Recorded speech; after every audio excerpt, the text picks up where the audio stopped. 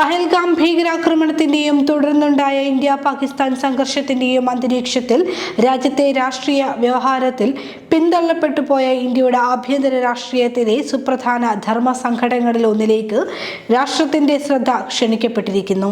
BJP പ്രതിനിധാനം ചെയ്യുന്ന Hindutva fascist മുന്നേറ്റത്തെ പ്രതിരോധിക്കുക എന്ന ലക്ഷ്യത്തോടെ രൂപം കൊണ്ട ഇന്ത്യ സഖ്യത്തിന്റെ ഭാവിയെ സംബന്ധിച്ച് കോൺഗ്രസ് നേതാവും രാജ്യസഭാംഗവുമായ P. ചിദംബരമാണ് നിർണായക പ്രാധാന്യമുള്ള ചോദ്യമുയർത്തിയിരിക്കുന്നത്. 2029 പൊതു തെരഞ്ഞെടുപ്പ് ഇന്ത്യൻ ജനാധിപത്യത്തെ വീണ്ടെടുക്കുകയോ BJPയുടെ ഭീഷണമായ ആധിപത്യം അരക്കിട്ടുറപ്പിക്കുകയോ എന്ന വെല്ലുവിളിയെ സംബന്ധിച്ചതായിരിക്കുമെന്ന് ചിദംബരം പറയുന്നു. ജനാധിപത്യത്തിന്റെ പരിമിതികളോടുള്ള മത്സരം 2024 തെരഞ്ഞെടുപ്പിന്റെ ഒരു ഉള്ളറ കഥ എന്ന പേരിൽ കോൺഗ്രസ് നേതാവ് സാൽമാൻ ഖുർഷിദും മൃത്യുഞ്ജയ സിംഗ് യാദവും ചേർന്ന് രചിച്ച പുസ്തകത്തിന്റെ ഡൽഹിയിലെ ഇന്ത്യ ഇന്റർനാഷണൽ സെന്ററിൽ നടന്ന പ്രകാശന ചടങ്ങിൽ സംസാരിക്കുകയായിരുന്നു ചിദംബരം.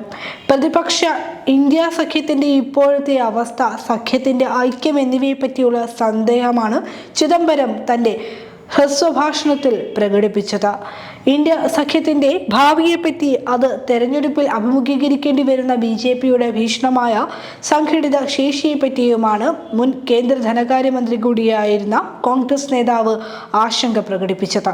തെരഞ്ഞെടുപ്പ് കമ്മീഷൻ മുതൽ താഴെ തലത്തിലുള്ള പോലീസ് സ്റ്റേഷനുകൾ വരെ BJP ചെലുത്തുന്ന സ്വാധീനത്തെയും ആധിപത്യത്തെയും പറ്റി രാജ്യത്തെ ഓർമ്മിപ്പിക്കാൻ ചിദംബരം തന്റെ പ്രസംഗത്തിൽ മടികാട്ടിയില്ല.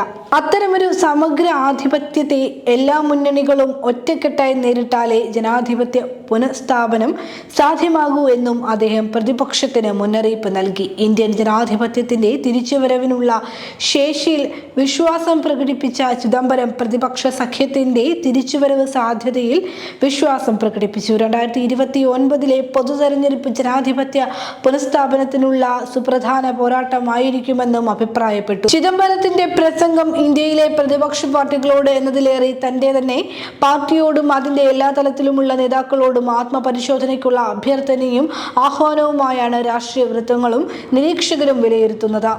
ഇന്ത്യ സഖ്യത്തിന്റെ രൂപീകരണത്തിൽ കോൺഗ്രസ് പാർട്ടിയും അതിന്റെ നേതാക്കളും വഹിച്ചതിനേക്കാൾ നിർണായകവും നേതൃപരവുമായ പങ്ക് നിർവഹിച്ചവരാണ് ഇടതുപക്ഷവും പ്രാദേശിക കക്ഷികളും ഉൾപ്പെട്ട മതേതര ജനാധിപത്യ പാർട്ടികൾ.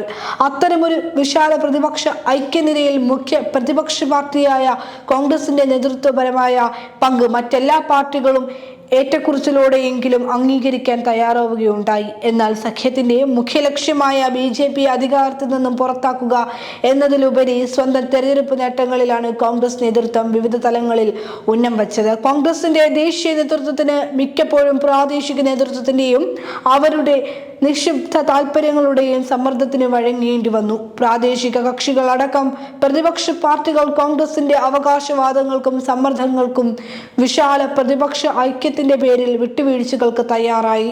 എന്നാൽ പ്രാദേശിക പാർട്ടികളുടെയും ഇടതുപക്ഷത്തിന്റെയും ന്യായമായ ആവശ്യങ്ങൾ പോലും സീറ്റ് വിഭജനത്തിൽ അംഗീകരിക്കാൻ കോൺഗ്രസിന്റെ പ്രാദേശിക നേതൃത്വം വിസമ്മതിച്ചു. അവരെ വസ്തുതകൾ ബോധ്യപ്പെടുത്തുന്നതിൽ കോൺഗ്രസ് ദേശീയ നേതൃത്വവും പരാജയപ്പെട്ടു. 2024 പൊതു തെരഞ്ഞെടുപ്പിലും തുടർന്ന് നടന്ന സംസ്ഥാന നിയമസഭകളിലേക്കുള്ള തെരഞ്ഞെടുപ്പിലും കോൺഗ്രസിനുണ്ടായ സീറ്റുകളുടെയും പ്രതീക്ഷിക്കപ്പെട്ട സംസ്ഥാന ഭരണ നഷ്ടത്തിന്റെയും നാൾ വഴികൾ പരിശോധിച്ചാൽ കോൺഗ്രസിന്റെയും ഇന്ത്യ മുന്നണിയുടെയും പരാജയത്തിന്റെ മുഖ്യ ഉത്തരവാദി കോൺഗ്രസ് ആണെന്ന് പകൽ പോലെ വ്യക്തമാവും. അക്കാരണത്താൽ തന്നെ ഈ ചിദംബരത്തിന്റെ വിമർശനവും ആശങ്കയും കോൺഗ്രസ് പാർട്ടിയെയും അതിന്റെ നേതൃത്വത്തെയും ലക്ഷ്യം വെച്ചുള്ളതാണെന്ന് വ്യക്തം. ചിദംബരത്തിന്റെ ആശങ്കകളും BJPയെയും അവർ പ്രതിനിധാനം ചെയ്യുന്ന ഹിന്ദുത്വ ഫാസിസ്റ്റ് ആശയങ്ങളുടെയും സംഘടനാ ശേഷിയുടെയും ഭീഷണതയും രാജ്യത്തെ ജനാധിപത്യ മതേതര ശക്തികൾ തിരിച്ചറിയുന്നുണ്ട്. അത് വേണ്ടത്ര ബോധ്യപ്പെടാത്തത് തങ്ങളുടെ ഭൂതകാല പ്രാമാണ്യത്തിൽ ഇപ്പോഴും അഭിരമിക്കുന്ന ഒരു വിഭാഗം കോൺഗ്രസുകാരാണ്. കോൺഗ്രസിന്റെ ഈ ദൗർബല്യം തിരിച്ചറിഞ്ഞ നേതാക്കളും പ്രവർത്തകരും BJPയുടെ ശാദ്വലമായ മേച്ചിൽപ്പുറങ്ങൾ തേടുന്ന കാഴ്ച അപഹാസ്യമാണ്. ഇവിടെയാണ് ചിദംബരത്തിന്റെ നൈരാശ്യത്തോട് അതിരിടുന്ന ഉത്കണ്ഠ പ്രസക്തമാകുന്നത്. അത് കോൺഗ്രസിനെയും അതിന്റെ നേതൃത്വത്തെയും സ്വയം വിമർശനത്തിനും പുനർവിചിന്തനത്തിനും പ്രേരിപ്പിക്കുമെന്ന് പ്രതീക്ഷിക്കാം.